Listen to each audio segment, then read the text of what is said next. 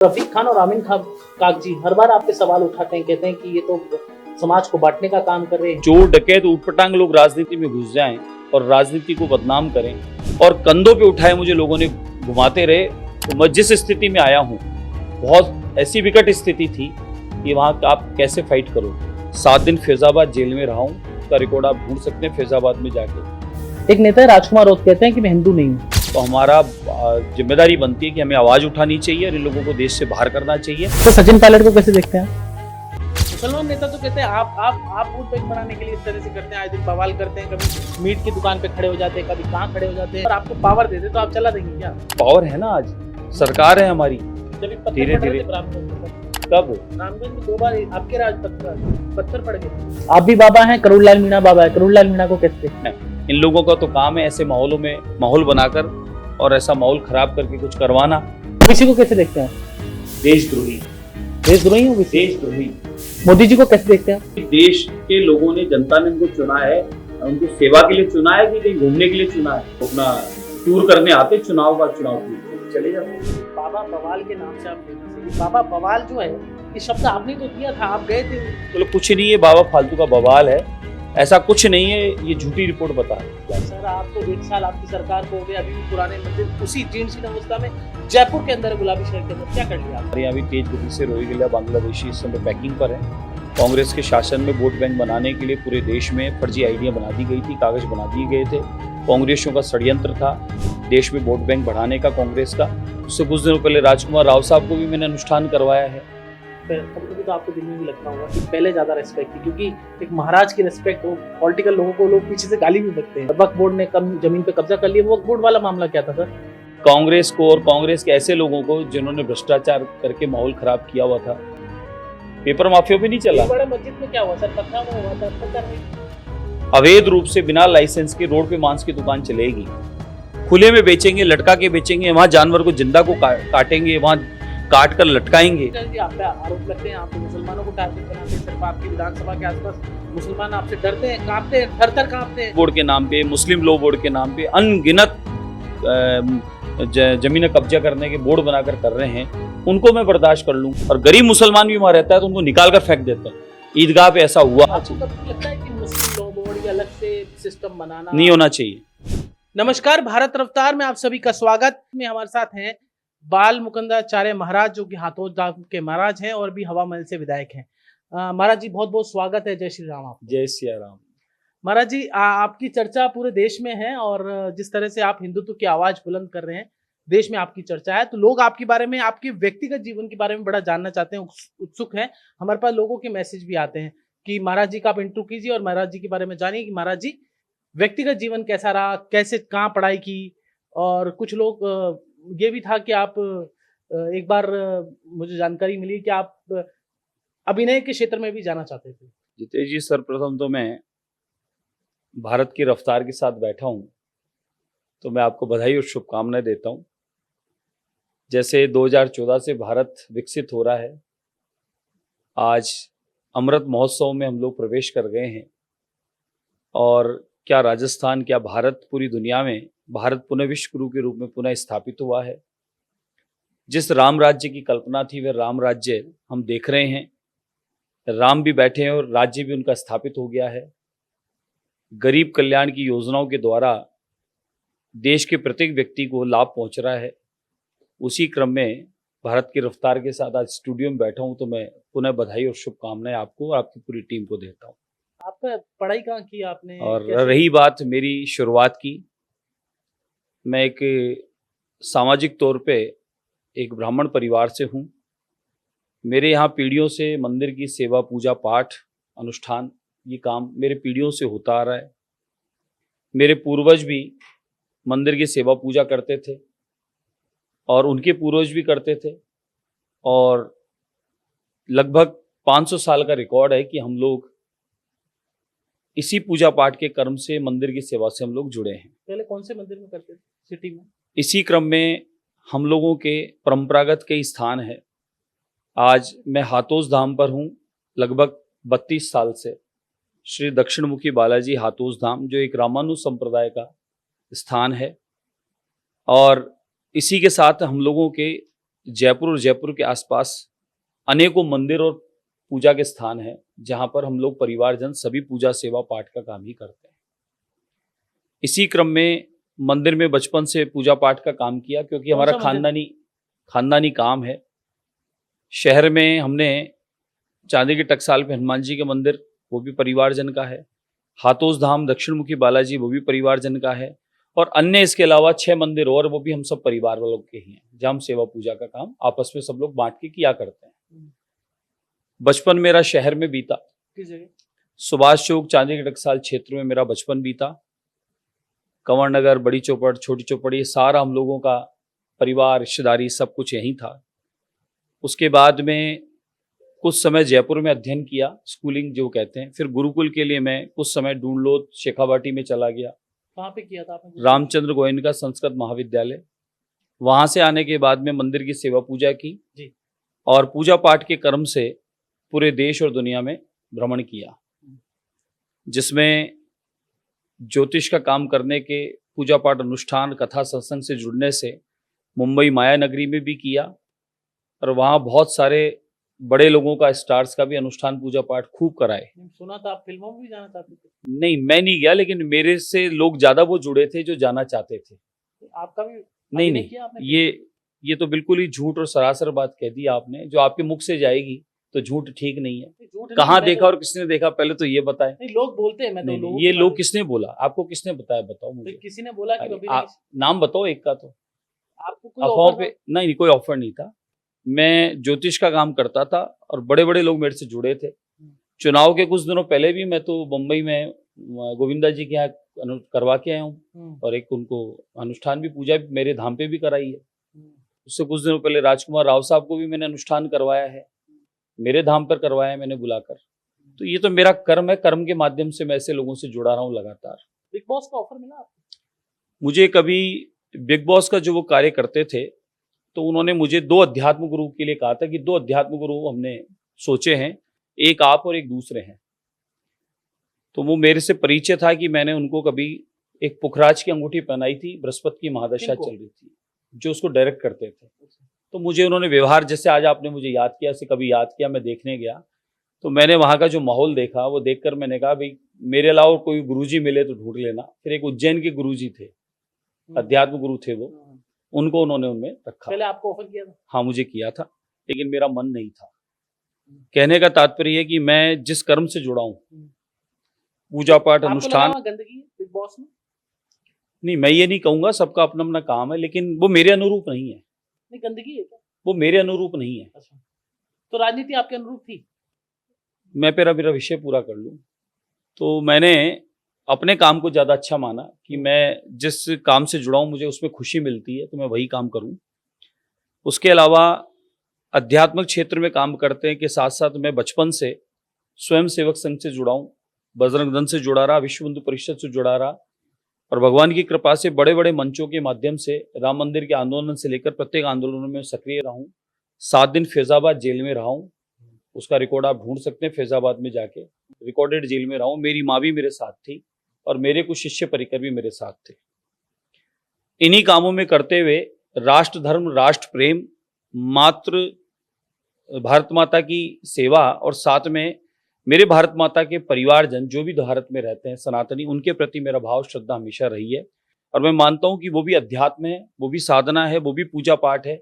अपनी धरती माता के प्रति मेरी क्या ड्यूटी बनती है, मेरा स्वभाव और भाव है। उसी क्रम में मुझे जयपुर शहर का निवासी होने के नाते मुझे मेरे जयपुर शहर की सेवा करने का मुझे अवसर मिला। और जो भारत की नहीं, अभी तो विश्व की सबसे बड़ी पार्टी भारतीय जनता पार्टी, जो मात्र सेवा यानी भारत भूमि की सेवा के साथ साथ राष्ट्र धर्म का भी काम करती है, तो मुझे वही अवसर मिला कि भारतीय जनता पार्टी के द्वारा आज मैं मौजूदा हवामहल विधानसभा से मुझे मेरे क्षेत्र की सेवा करने का मुझे सौभाग्य मिला है। ये मुझे खुशी और गर्व। संत को आने की क्या जरूरत है राजनीति में? लोग तो सवाल ये पूछते हैं कि संत तो सेवा करते रहे। इतिहास में चले जाएं आप, चाणक्य को भी स्मरण कर लें। चोर डकैत ऊटपटांग लोग राजनीति में घुस जाएं और राजनीति को बदनाम करें, जो एक स्वच्छ और स्वस्थ काम है, स्वच्छता से करो ना। और सनातन से जुड़े, धर्म से जुड़े, अध्यात्म से जुड़े, मातृभूमि की सेवा करने वाले लोग अगर इसमें नहीं आवे तो फिर कैसे चलेगा काम। तो बालाजी की सेवा कौन करता है? बालाजी की सेवा भी करता हूँ, आज भी करता हूँ। कैसे मैनेज करते हैं टाइम? सब मैनेज करना पड़ता है। कैसे? जब बड़े बड़े व्यवसायी घराने बहुत सारे व्यापार कर सकते हैं, हम लोग क्या 2-4 काम को नहीं व्यवस्थित कर सकते। प्रातः जल्दी उठ के भगवान की सेवा आराधना करते हैं। मंदिर से जुड़े हुए लोगों से पहले पूरा दिन मिलते थे, अब उनको कह देते हैं कि भाई 9 बजे तक यहाँ आना। उसके बाद मेरी विधानसभा, मेरा कार्यालय, जन सुनवाई, फिर उसके बाद में कार्यक्रम, फिर कोई अधिकारियों के, मंत्रियों के कहीं जाना आना है, कोई काम डिपार्टमेंट के इत्यादि कराने, वो करना। रात्रि को कोई शादी ब्याह, कोई कार्यक्रम पहले भी अटेंड करते थे, आज भी करते हैं। सत्संग भजन कीर्तनों में पहले भी जाते थे, आज भी जाते हैं। अध्यात्म की दृष्टि से राजनीति, राजधर्म को निभाने का प्रयास कर रहा हूँ और दोनों को बैलेंस करने का काम कर रहा हूँ, क्योंकि पहले भी स्वभाव में 6 घंटे सोना था, तो आज भी उतना ही सोना है।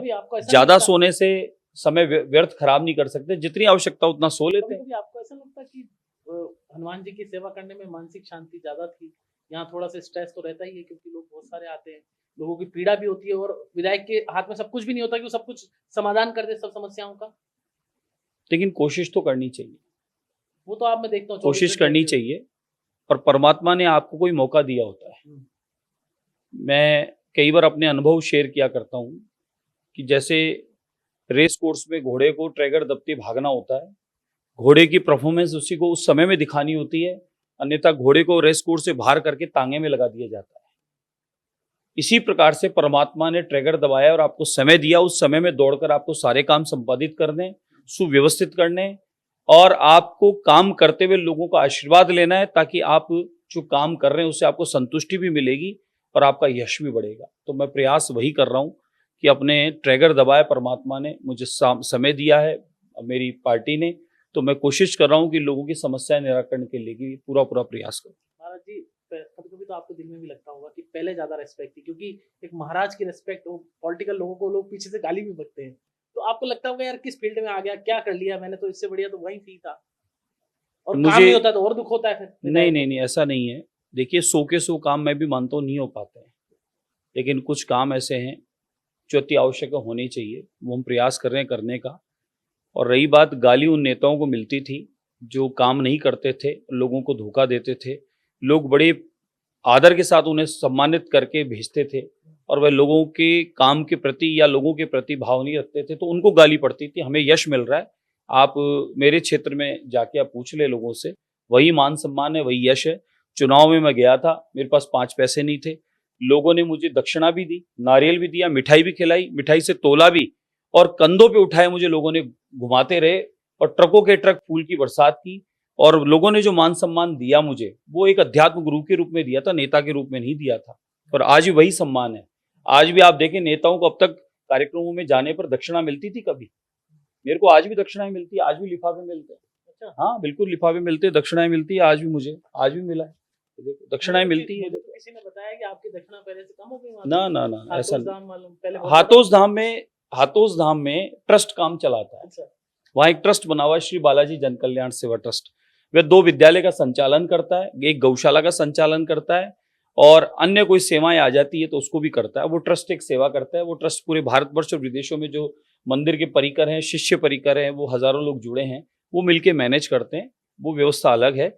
और रही बात कि मेरे कर्म से, मेरे आने जाने से, या मेरे अनुयायियों से, या मेरे शिष्य परिकर से मुझे आज भी वही सम्मान है, क्षेत्र में भी मेरा सम्मान बढ़ा है और मेरा यश भी बढ़ा है, और भगवान की कृपा से मैं दोनों काम को अच्छे से बैलेंस कर रहा हूँ। तो मैं ये देख रहा हूँ कि हनुमान जी ने मुझे शायद यहाँ भेजा है, और हनुमान जी का ही आदेश अनुरूप मैं यहाँ काम कर रहा हूँ। आप जब जीत के आए, मैं आपसे मिला था, 900 कुछ वोटों से आप जीते थे, आपके लिए हनुमान जी ने जिता दिया, तो मिरेकल था ये, हनुमान जी ने जिताया। वहां पर अगर मत ही नहीं हो तो कहाँ से लाओगे? वहाँ स्थितियां विकट है। 2 विधानसभा पड़ोस में और थी हमारी, हम वहां भी पीछे रह गए। तो जब हमें पता था कि यहाँ की स्थितियां गंभीर है, अनुपात वोटों का बराबर सा है, और वहां पर सनातन को न देते हुए लोग कांग्रेस को, और कांग्रेस के ऐसे लोगों को जिन्होंने भ्रष्टाचार करके माहौल खराब किया हुआ था पूरे प्रदेश का, तो वहां पर जो स्थितियां वो सबको पता है, और मीडिया के माध्यम से बताने की आवश्यकता नहीं, सच्चाई सबको पता है। तो मैं जिस स्थिति में आया हूँ, कहीं ना कहीं पार्टी पर विश्वास, और कहीं ना कहीं मेरे पे विश्वास, और कहीं ना कहीं अध्यात्म और सनातन सब शामिल हुआ, और पार्टी के मेरे कार्यकर्ताओं ने जो दिन रात एक कर दिया, उसका रिजल्ट है कि मुझे उस सीट पर विजय मिली। अन्यथा बहुत ऐसी विकट स्थिति थी कि वहां आप कैसे फाइट करोगे। कैसे तो किया, ईश्वर ने कराया फाइट? भाजपा के कार्यकर्ता और भाजपा पे विश्वास और सनातन और मेरे बालाजी की कृपा, सभी को संभव हुआ, क्योंकि गीता को ध्यान करते हैं तो कर्म को भी बताया। अच्छा, ये बताइए वस्त्र कहाँ से बनवाते हैं? सुंदर सुंदर आप कपड़े पहनते हैं। ये शिष्य परिकर ला देते हैं, मैं पहन लेता हूँ। गुरु पूर्णिमा पे कभी आके देखना, अच्छा। गुरु पूर्णिमा पे इतने कपड़े आ जाते हैं कि आप रोज एक ड्रेस पहनो तो भी नहीं खत्म होगी। अच्छा, हाँ, तो मतलब ऐसा लगता प्रत्यक्ष है को प्रमाण की आवश्यकता नहीं, आप तो आकर देखो। अच्छा। और पूजा पाठ भी, सेवा आज भी करता हूँ नहीं करता वो देखो। बिना उसके मेरा काम चलता है कि कभी नहीं चलता। वो तो मेरा ये माने कि जैसे भोजन जीवन को चलाने के लिए आवश्यक है, तो मेरी पूजा पाठ मेरे लिए आवश्यक है, उसके बिना मेरा दिन अच्छा नहीं होता। अच्छा, वो बताइए ये बाबा बवाल के नाम से आप फेमस है। ये बाबा बवाल जो है, ये शब्द आपने तो दिया था, आप गए थे विधायक बनते, मुझे ध्यान है कि आपने कहा नॉनवेज के बंद करवा दो, फिर वहां लड़ाई हुई, फिर आपने कहा बाबा बवाल है। तो ये नाम कहाँ से आया? ये आपने ही तो दिया एक तरह से। जितेश जी, आपको क्या स्मरण कराने की आवश्यकता है? मुझे भी, मैं देखा मीडिया का शायद ज्ञान मेरे से ज्यादा प्रखर होगा। जब 1 वर्ष तक मैं मंदिर खोजता था और लाइव दिखाता था और प्राचीन मंदिरों को खंडित करके उनको तोड़ दिया था विधर्मियों के द्वारा, मंदिरों की जमीनों पर कब्जा कर लिया गया था। रामगंज के क्षेत्र में, घाट गेट पर, हवामहल विधानसभा में, किशनपोल में, चांदपोल में, ऐसे मैंने कई मंदिर मैंने दिखाए और बताए लाइव, मेरे मोबाइल से लाइव दिखाया मैंने पूरी रात। हाँ, देखे मैं, सही बात। तो उस समय में आपको स्मरण करा दूं मैं, आप भी कई बार मुझे रात को टकराते थे। उस समय में एक रामगंज थाने में मैंने जाके एक मंदिर की रिपोर्ट दर्ज करवाई, तो उसने कहा नहीं करूंगा। वहां कुछ मीडिया के बंधु खड़े थे, मेरा मोबाइल लाइव था जी। उस थाने के अधिकारी ने यह कहा कि किसी ने पूछा कि ये क्या है, बोले कुछ नहीं है बाबा, फालतू का बवाल है, ऐसा कुछ नहीं है, ये झूठी रिपोर्ट बता रहे। मैंने कहा मौके पे मैंने लाइव दिखाया, मौके पे चलकर आप देख लीजिए। अगर मूर्तियां खंडित नहीं है, मंदिर पे कब्जा नहीं है, मंदिर पे गंदी चीजें नॉनवेज इत्यादि की हड्डियां वड्डियां नहीं पड़ी है, तो मुझे बवाल कहिए, नहीं तो सत्यता है तो रिपोर्ट दर्ज करिए। तो थाना अधिकारी ने मुझे कहा कि ये बवाल है। तब मैंने दोबारा ये कहा कि अब मैं बवाल हूं, और जब तक ये सच्चाई अंकित नहीं होगी थाने में, तब तक मैं बवाल ही बना रहूंगा। ये विषय था। उसके बाद लोगों ने स्वतः ही उस नाम को इस तरीके से कर दिया जो तो थाने से मिला। सर, आप तो 1 साल आपकी सरकार को हो गया, अभी भी पुराने मंदिर उसी जीर्ण शीर्ण अवस्था में जयपुर के अंदर, गुलाबी शहर के अंदर, क्या कर लिया आपने? नहीं, ऐसा नहीं है। अभी उसकी शुरुआत हुई है, वहाँ गंदगी सफाई होना शुरू, डलती थी वो बंद हो गई है, साफ सफाई शुरू हो गई है। रही बात मंदिरों के जीर्णोद्धार की, उनकी योजना बना ली गई है, जल्दी आपको बुलाएंगे और मंदिरों का नींव का मुहूर्त शुरू होने वाला है। आप भी पधारिएगा, आपके देखते देखते इसी सरकार में हम मंदिर बनाकर वहां की पूजा सेवा आरती शुरू कर। आपने कितने बांग्लादेशी पकड़ लिया? आप हर बार कहते हैं कि रोहिंग्या मुसलमान यहाँ पे है, कितने पकड़ लिया? आप जांच करते हैं जाके, पुलिस आपके विरोध में बयान दे देती है। क्या पुलिस से आपका सामंजस्य ठीक नहीं है क्या? नहीं, हमने पकड़वाए, पुलिस को जांच के लिए दिए, हमने कितने पकड़वाए हैं। कितने पकड़वा लिए? 180, 181 तो हमने मेरी विधानसभा के बताए हैं। अच्छा, पकड़ा लिया आपने? हाँ, उनकी आइडिया वगैरह पकड़ा दी, पॉइंट बता दिया, वो जगह से भाग गए वो बात अलग है। कुछ एक के हमने प्रूफ बता दिए। अब देखिए, कुछ काम पुलिस प्रशासन का है, जांच का, वो मेरा नहीं है। मेरा काम सचेत करना और बताना है जनप्रतिनिधियों, और मेरा स्वभाव है, मैं खुद चेक करता हूँ एक एक काम को कि ये हुआ कि नहीं हुआ, और नहीं हुआ तो उसके लिए फिर स्वाभाविक है कि मैं। आधार कार्ड आप बनाने जा रहे थे, कुछ मीडिया बोल रही है कि, कुछ मीडिया ने चलाया, पुलिस ने बयान दिया कि बाबा ऐसे ही चले गए अपने टीआरपी। नहीं, ऐसा कुछ नहीं है। टीआरपी के लिए चले गए आप, तो लोग कह रहे हैं कुछ मीडिया ने चलाया ना आपके खिलाफ। देखिए साहब, वो उनका काम, वो चलाएं कुछ भी। ये है, हमने वो वहाँ आईडियां बता दी, आईडी का बैग भरा हुआ बता दिया, वो सारे वीडियो निकल आके देखो। आप मुझसे सवाल करो, उससे पहले वो वीडियो देखो, फिर कमिश्नर साहब के पास जाओ, आईडी का कार्टून, मशीनरी, उनकी जो डेस्क वगैरह जो भी थी, कंप्यूटर का सामग्री, हमने सब जब्त करवाई है। जांच होनी चाहिए। क्यों नहीं हो रही? तो फिर आपकी सरकार नहीं हो रही है जांच, ऐसा नहीं हो रही है, वो पुलिस प्रशासन से पूछना चाहिए। पुलिस प्रशासन तो कह रहा है कि बाबा ऐसा कुछ है ही नहीं, बाबा ऐसे ही आवाज उठा रहे हैं। फिर इतने बांग्लादेशी उसके बाद पकड़े क्यों जा रहे हैं? फिर बांग्लादेशी पकड़े क्यों जा रहे हैं? हमने शुरुआत की, उसके बाद बांग्लादेशी पकड़े क्यों जा रहे हैं? हमने बोला बांग्लादेशी हैं, उसके बाद आप रोज पेपर में, मीडिया में देखें, बांग्लादेशियों पर छापे पड़ रहे, पकड़ में आ रहे हैं। हो सकता है थोड़ा गुप्त आ रहे हों, लेकिन आ रहे हैं, कहीं ना कहीं बांग्लादेशी पकड़े जा रहे हैं, कुछ भागे जा रहे हैं। आपको लगता है ट्रंप ने ठीक किया वहां पे? भारत सरकार को भी करना चाहिए बांग्लादेशियों को भगाने के लिए, भारत में हो रहा स्थायी है जितेश जी, हो रहा है। थोड़ा थोड़ा समय में आपको खबरें आती है, पता चलता है। हमारे यहाँ भी तेज गति से रोहिंग्या बांग्लादेशी इस समय पैकिंग पर है।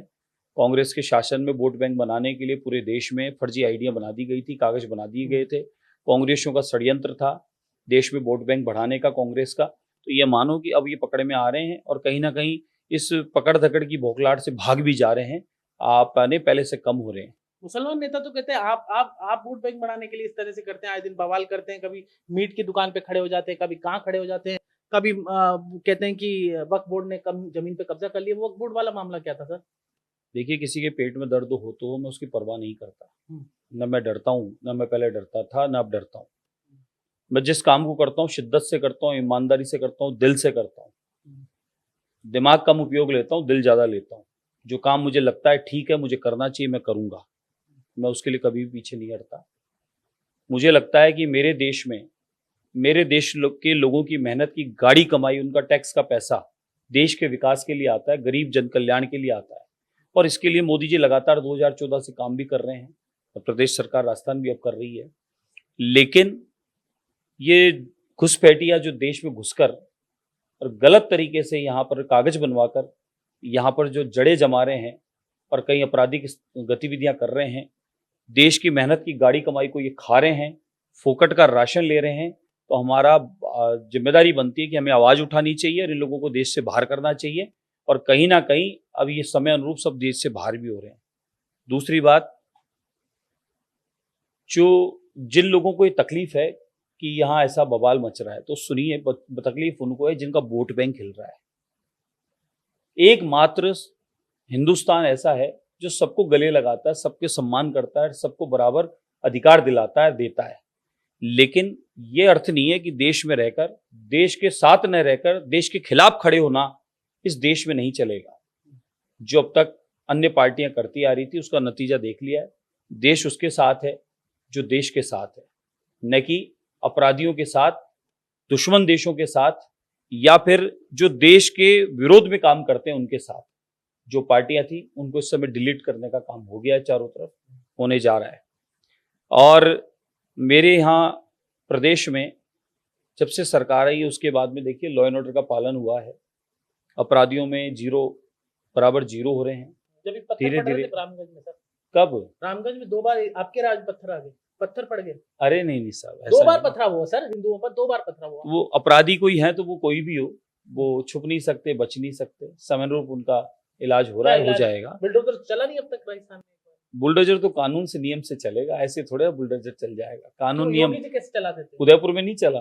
योगी जी कैसे? उदयपुर में नहीं चला। एक चला वो पेपर माफियाओं पे नहीं चला, पेपर माफियाओं पे नहीं चला। बड़ा मस्जिद में क्या हुआ सर? पथराव हुआ था, अब तक कार्रवाई नहीं, अपराधी पकड़े गए, ऐसा नहीं है, वो पुरानी बात थी। अच्छा, आपको मौका लगेगा तो बुलडोजर चलवा देंगे। देखिए, कानून नियम में जो आएगा तो कानून नियम से काम करना ही पड़ेगा। और कहीं अपराधी, अच्छा, बालाजी महाराज की कृपा आप पे हो जाए और आपको पावर दे दे तो आप चला देंगे क्या? पावर है ना, आज सरकार है हमारी, पावर नहीं है आज? बालाजी की कृपा है हमारे साथ में, क्या पावर नहीं है? अपराधी हो या किसी भी रूप में गलत काम करने वाला हो, उसे तो किसी भी रूप में हम बर्दाश्त नहीं कर सकते। देश में कानून नियम से जो चलेगा वो उसके साथ हम रहेंगे। आपने कहा मांस की दुकानें, अवैध रूप से बिना लाइसेंस के रोड पे मांस की दुकान चलेगी। जो सनातनी लोग हैं, जो गोविंद देव के भक्त हैं, जो मंदिरों में जाने वाले हैं, उनको उससे आपत्ति है। जो नहीं खाते उनको आपत्ति है। खुले में बेचेंगे, लटका के बेचेंगे, वहां जानवर को जिंदा को काटेंगे, वहां काट कर लटकाएंगे, हमें बर्दाश्त नहीं होगा। कोई खाता है खाए, कोई बनाता है बनाए, कोई बेचता है बेचे, लेकिन जिनको आपत्ति है उनके सामने ये काम न करे। उसके लिए हमने निवेदन किया। जी, आप पे आरोप लगते हैं, आप तो मुसलमानों को टारगेट बनाते हैं। सिर्फ आपकी विधानसभा के आसपास मुसलमान आपसे डरते हैं, कांपते हैं, थर-थर कांपते हैं। नहीं, ऐसा नहीं। मेरे कार्यालय में अगर 300 लोग रोज मिलने आते हैं तो ये मानो 100 लोग मुस्लिम समाज के आते हैं। आप सारे वीडियो उठा के देख लेना। अच्छा। और मैं जो जरूरतमंद है, जिसकी पीड़ा है, वाकई में जिसकी मदद करनी है, उसको मैं करता ही हूँ। बाकी आप मानो कोई अपराधी किस्म के हैं या अत्याचार कर रहे हैं, पापाचार कर रहे हैं या लोगों को डरा धमका रहे हैं, जमीना कब्जा कर रहे हैं, या वक्फ बोर्ड के नाम पे, मुस्लिम लॉ बोर्ड के नाम पे अनगिनत जमीना कब्जा करने के बोर्ड बनाकर कर रहे हैं, उनको मैं बर्दाश्त कर लूंगा, तो वो करने वाला नहीं। क्या करेंगे देखिए, उनके साथ? कानून कार्रवाई करेंगे, जमीनें कब्जा नहीं करने देंगे, बिल्कुल नहीं करने देंगे। मुस्लिम लॉ बोर्ड वक्फ बोर्ड के नाम पर जमीनें कब्जा करते हैं, करने के बाद में फिर उन जमीनों को प्लाटिंग करते हैं, खुद के आपस में रिश्तेदारों को बांट लेते हैं, बेच लेते हैं, और गरीब मुसलमान भी वहां रहता है तो उनको निकाल कर फेंक देते हैं। ईदगाह पे ऐसा हुआ, तो वो तो मुस्लिम समाज ने बताया मुझे आकर। वो तो आप पे ही आरोप लगा रहे थे कि भूमाफियों के साथ मिले हुए नहीं नहीं नहीं, भूमाफिया वो मुसलमान आरोप लगा रहे थे सर। अरे साहब सुनिए, वहां एक मुस्लिम समाज कह रहा है कि मेरे पट्टे हैं जी, और मुस्लिम लॉ बोर्ड कह रहा है हमारे पट्टे हैं, वक्फ बोर्ड कह रहा है हमारे हैं, यानी कब्जा करने की सारी संस्थाएं मिली हुई है। और एक्चुअली वो राजा सूरजमल जी का स्लिप सहार थे, बदन सिंह जी राजा साहब, उनका महल है, उनकी जमीन है साहब। कौन से नवाब साहब आ गए थे वहां कभी कव्वाली पढ़ने? इसलिए वो जो जमीन जिसकी है वो उसको मिलनी चाहिए, और इन बोर्डों के नाम पर कब्जा करने का काम हम नहीं होने देंगे। सर भौगोलिक जो चेंज हो रहा है जयपुर में, डायग्राम चेंज हो रहा है, भौगोलिक चेंज हो रहा है कि मुस्लिम आबादी लगातार बढ़ती जा रही है, इसको लेकर आपके पास क्या प्लान है? किस तरह से बचाएंगे सर? बार बार पलायन हो रहा है, आपके इधर पोस्टर सरकार को कानून लाना चाहिए और सब समान कानून होना चाहिए। एक वर्ग तो ऐसा है जो 3-4 बेगम रख के 36 बच्चे पैदा कर रहा है, और एक वर्ग ऐसा है हम दो और हमारा एक पे विश्वास करता है। हम दो और हमारे एक पे रह गए सनातनी हिंदू समाज, और एक वर्ग ऐसा है जो सिर्फ खाली 4 बेगम 36 बच्चा में लगा है। मेरे पास में कई आते, मैंने लाइव किया है, 3 बेगम है, 2 बेगम है, 4 बेगम है, एक ने बताया 21 हैं फैमिली के, 3 बेगम और 21 बच्चे हैं। अब बताओ आप, तो थोड़ा सा इसको नियंत्रण सरकारी तौर पे होना चाहिए। हाँ आई थी, एक बहन आई थी, उसने बताया कि पहले मैं लाइव किया मैंने उस बहन को कि मैं पहले मामा के बच्चे से निकाह हुआ था, मामा के बच्चे के 2 बेगम थी, हम तीसरी कर लिया है, वो मुझे मामा के मैं बेगम बन गई, मामा ने मुझे छोड़ दिया है, मेरी बेटी को बनाना चाह रहे हैं। ये मैंने लाइव किया है, ये मैंने लाइव किया है, मिथ्या नहीं कह रहा हूं मैं। तो ये चीजें जो है बहुत गलत है, बिल्कुल गलत है। ये पापाचार है।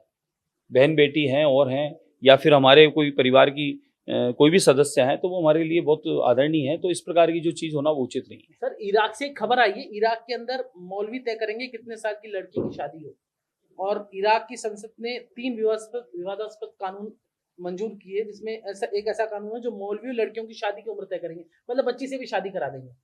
देखिए, अब इराक के विषय में मैं नहीं कहूंगा, लेकिन मैं कहूंगा कि भारत में संविधान लागू है और संविधान के अनुरूप हमें चलना चाहिए।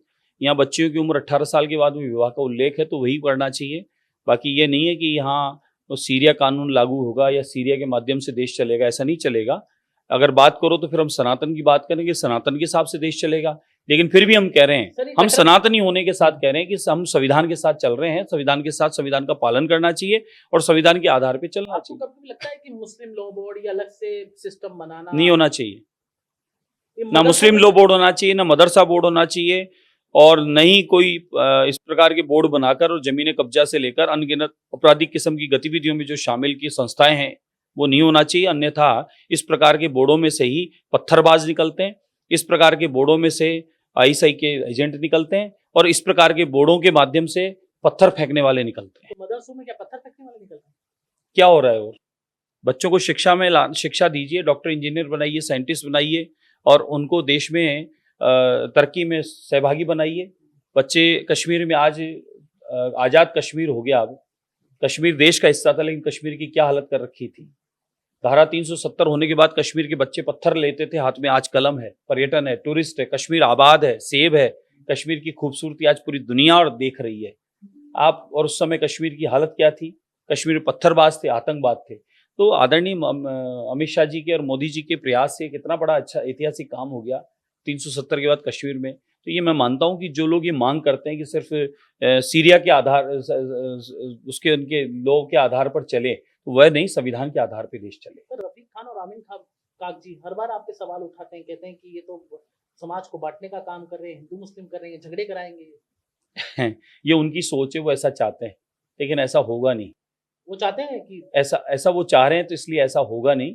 उनको निश्चिंत रहना चाहिए कि आप जो भी मंसूबे हैं, आपके जो भी योजनाएं, षड्यंत्र है, वो आपके अब नहीं चलने वाले। तुष्टिकरण की राजनीति बहुत कर ली, अब तुष्टिकरण की राजनीति चलेगी। यहाँ देश के विकास में सबका साथ और सबके विश्वास के साथ, सबके प्रयास के साथ विकास में योगदान हम सबको देना है, और सबको सामूहिक मिलकर चलना है। इन लोगों का तो काम है ऐसे माहौलों में माहौल बनाकर और ऐसा माहौल खराब करके कुछ करवाना, लेकिन हम लोग शांति से, प्रेम से, भाईचारे से इस देश को चलाने वाले लोग। महाराज जी, एक अंतिम सवाल आपसे है कि वन लाइनर है कि आपके परिवार में कौन कौन है? बिल्कुल, मेरे परिवार में मेरे पिता हैं, धर्मपत्नी है, पुत्र है, मेरे छोटे भ्राता हैं, उनकी पत्नी, उनके बच्चे हैं और मेरे बहुत सारे अन्य परिवारजन, मेरे पिता के परिवारजन, ऐसे करके हम लोगों का 30-35 लोगों का बड़ा भरा पूरा परिवार है। और जयपुर शहर में 250 लोगों की रिश्तेदारी और परिवार से हम लोग परकोटे में। मोदी जी को कैसे देखते हैं आप? वन लाइनर मोदी जी को राष्ट्रीय संत, राष्ट्रीय संत। ओवैसी को कैसे देखते हैं? संत की परिभाषा क्या है? समर्पित, जिसको अपनी नहीं पड़ी है, सिर्फ देश की और दुनिया की सेवा की पड़ी है। वह स्वभाव, समर्पण, वह मोदी जी का है, जो राष्ट्रीय संत के रूप में निरंतर समर्पित। ओवैसी को कैसे देखते हैं आप? देशद्रोही, देशद्रोही ओवैसी? देशद्रोही, देशद्रोही, दुश्मन देशों की बोली यहाँ बोलकर और यहाँ का माहौल और वायुमंडल खराब करके और देश को बांटने काटने का काम करने वाले लोग हैं। आप भी बाबा हैं, करोड़ीलाल मीणा बाबा है, करोड़ीलाल मीणा को कैसे देखते हैं? बिल्कुल, करोड़ीलाल जी को बाबा इसलिए कहा जाता है कि वे भी समर्पित भाव से संपूर्ण तरीके से 24 घंटे सेवा देते हैं और उसी स्वभाव में हम लोग जीते कि अध्यात्म के साथ में राष्ट्र धर्म को निभाते हुए अपने लोगों की सेवा का धर्म और कर्म मानकर समर्पित भाव से सेवा करते। राहुल गांधी को कैसे देखते हैं? देशद्रोही, वो भी देशद्रोही हैं? बिल्कुल, जो देश में रहते हुए देश के विरोध में बोले, देश में उनकी आत्मा कहीं बसी नहीं, मुझे ऐसा लगता है। मम्मी बेटा जी जिया जी चारों लोग मिलकर देश को लूटने का, बांटने का, काटने का काम किए। पूरे खानदान परिवार ने अब तक किया। अपना असली सरनेम तक नहीं बता पाए वो, सरनेम कुछ और है, बताते कुछ और है, किसी और का सरनेम से अपना काम चला रहे, जमानत पे जीवन चल रहा है। ऐसे लोगों को क्या बोले? एक नेता राजकुमार राउत कहते हैं कि मैं हिंदू नहीं हूँ। हिंदू होने के लिए समर्पण चाहिए, सनातन चाहिए और हिंदू होने के लिए पूरी दुनिया में वसुधैव कुटुंब का भाव चाहिए, सर्वे भवन्तु सुखिनः का स्वभाव चाहिए और संपूर्ण भारत में मानव जाति के लिए, जीव जंतु पशु पक्षी के लिए मन में दया, करुणा और सेवा का भाव न हो तो मैं मानता हूँ कि वो शायद हिंदू नहीं है। तो राजकुमार जी हिंदू नहीं है? राजकुमार राउत वो कह रहे हैं, वो सांसद हैं, वो खुद कह रहे हैं ये बात। तो बाकी हिंदू होना यानी हिंदू होना सर्वे भवन्तु सुखिनः यानी पूरे जगत की सुख की कामना एक हिंदू ही करता है, एक सनातनी करता है और कोई नहीं करता है। स्वभाव में यह है तो हिंदू है। सर एक अंतिम सवाल बता दो, हिंदुस्तान में रहने वाला प्रत्येक व्यक्ति हिंदू ही है। सर एक अंतिम सवाल में रखना चाहिए। सर आप भी स्मार्ट लोगों को हिंदुस्तान में रहकर ही दिमाग में कीड़ा नहीं डालना चाहिए मैं हिंदू नहीं हूँ। देश में रहने वाला प्रत्येक व्यक्ति हिंदू है तो स्वभाव में भी हिंदुत्व लाए, कर्म में भी हिंदुत्व लाए और हिंदुस्तान में रहता है तो हिंदुत्व के हिसाब से रहना शुरू कर। सर आप भी एक स्मार्ट महाराज हैं और मध्य प्रदेश वाले महाराज जी भी जो हैं उनके आप उनको बहुत मानते हैं, उनके बारे में क्या कहना है? मैं भी हनुमान जी के उपासक है, मैं भी हनुमान जी का उपासक हूँ। मैं भी अपनी मातृभूमि के लिए सारे सनातनियों को, हिंदुस्तान के लोगों को संगठित करने के लिए काम कर रहे हैं और मेरा स्वभाव ये है कि मैं भी उसी भाव को लेकर लगातार कई वर्षों से काम कर रहा हूँ और आगे भी मेरे लिए मेरे सनातन, मेरा अध्यात्म, मेरी परंपराएं, मेरा देश और मेरे देशवासी वो मेरे लिए प्रथम है और मैं उनके लिए हमेशा जीता हूँ। कौन सी यात्रा निकाली थी उन्होंने? अभी यात्रा निकाली थी, जात पात को बुलाना है और सनातन हिंदुस्तान के सभी व्यक्तियों को एक होना है। उसके निमित्त उन्होंने जात पात को मिटाने के लिए निकाला था। मतलब ये था कि हम लोग ऊंच नीच है, भेदभाव है, जात पाव है, सब समाप्त करके सब लोग मिलकर एक साथ सामूहिक इस देश की उन्नति और तरक्की के लिए हम लोग काम करें। देश जिस कदर विश्व गुरु के रूप में पुनः स्थापित हुआ है, राम राज्य से बोलते थे, वही राम राज्य सुख चैन शांति की बात होती थी, वह सब होने लगा है। देश में आतंकवाद का सफाया हुआ है, देश विकास की ओर बढ़ रहा है। तो आप हम सबको एक साथ एक होकर इस देश की उन्नति में काम करें। तो सचिन पायलट को कैसे देखते हैं? सब मेरे लिए अच्छे हैं, लेकिन आपको लगते हैं अच्छे नेता हो? सुनिए, सब मेरे लिए अच्छे हैं लेकिन अपनी अपनी विचारधारा। वैसे व्यक्तिगत तौर पर विचारधारा मेरा राष्ट्र है, राष्ट्र धर्म है। व्यक्तिगत तौर पर पूछ रहा हूँ मैं सर, कैसे नेता लगे? कभी ऐसे मिला नहीं, मैं मिलके बताऊंगा आपको कैसे मिले नहीं आप कभी मिलना चाहेंगे? तो क्यों नहीं, मिलने में क्या है? तो विधानसभा में तो मिलते ही होंगे, नहीं मिलेंगे? मिलते हो, आते ही नहीं साहब वो लोग, वो आते ही नहीं विधानसभा में। कहाँ आते हैं वो लोग? सचिन पायलट नहीं आते? साहब नहीं आते वो लोग, स्टार लोग वो कहाँ आते हैं? वो तो बस चुनाव जीत जाते हैं, फिर राहुल गांधी जैसे देश विदेश घूमते हैं, ऐसे लोग घूमने चले जाते हैं। सचिन पायलट स्टार है। समझ में नहीं मेरे जो समझ में नहीं आता कि देश के लोगों ने, जनता ने उनको चुना है उनको सेवा के लिए चुना है कि कहीं घूमने के लिए चुना है? बस वो लोग तो अपना टूर करने आते, चुनाव बाद चुनाव टूर के चले जाते हैं। तो ये थे हमारे साथ बाल मुकुंदाचार्य महाराज, जिन्होंने खास बातचीत की। जितेश जेठमलानी, जयपुर, राजस्थान।